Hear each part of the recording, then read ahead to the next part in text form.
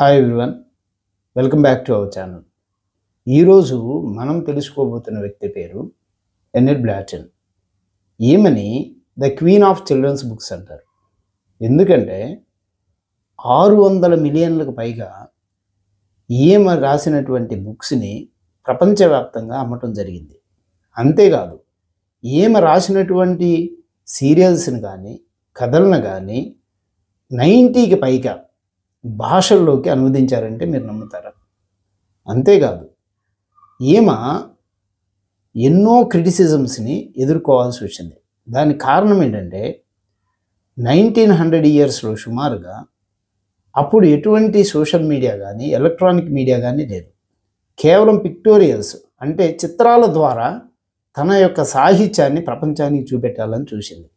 అది కూడా ప్రపంచానికి దూరంగా ఉన్నటువంటి తన ఇమాజినేషన్తో కొన్ని కథా వస్తువుల్ని నిర్మించగలిగింది. కానీ అది సామాజిక జీవనానికి దగ్గరగా లేకపోవటం వల్ల చాలామంది విమర్శకులు తనను విమర్శించారు. చివరికి బీబీసీలో తను ఎన్నిసార్లు అడిగినా కూడా ఇంటర్వ్యూ తీసుకోలేని పరిస్థితి. తదనంతర కాలంలో ఆమె తన కథా వస్తువు రూపాన్ని మార్చుకొని ఏజ్ వైజ్గా బుక్స్ని, ఏజ్ వైజ్గా సీరియల్స్ని రాయటం వల్ల తను ఒక గొప్ప రచయిత్రిగా ప్రపంచంలో పిల్లల సాహిత్యంలో తనకంటూ ఒక శైలిని, తనకంటూ ముద్రణ వేసుకుంది. ఇక్కడ ఏం గురించి ప్రత్యేకంగా ఈరోజు ఎందుకు చెప్పుకుంటున్నామంటే, నేను ఇందాక ఒక విషయం చెప్పాను, పిక్టోరియల్ చిత్రాల రూపంలో కథని చెప్పటం అనేది.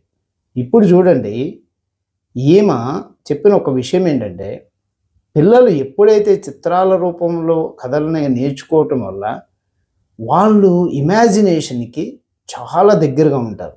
ఎప్పుడైతే ఇమాజినేషన్ అనేది స్టార్ట్ అవుతుందో పిల్లల మనస్సులో, వాళ్ళు సృజనాత్మకతకి పొద్దున పెడతారు. ఇప్పుడున్న జనరేషన్ పిల్లలకి మనం డైరెక్ట్గా కార్టూన్స్ చూపెట్టడం వల్ల కొత్తదనాన్ని, క్రియేటివిటీని వాళ్ళకి దూరం చేస్తున్నాం. దాని గురించే ఎనిడ్ బ్లాటన్ గురించి చెప్పడం జరిగింది. ప్రతి ఒక్కళ్ళు కూడా పిల్లలకి సృజనాత్మకత తనంతటికి తాను వచ్చే విధంగానే ప్రయత్నం చేయండి. పిక్టోరియల్ అంటే చిత్ర రూపంలో ఉన్నటువంటి కథలకు సంబంధించినటువంటి బుక్స్ని పిల్లలకి అలవాటు చేయండి.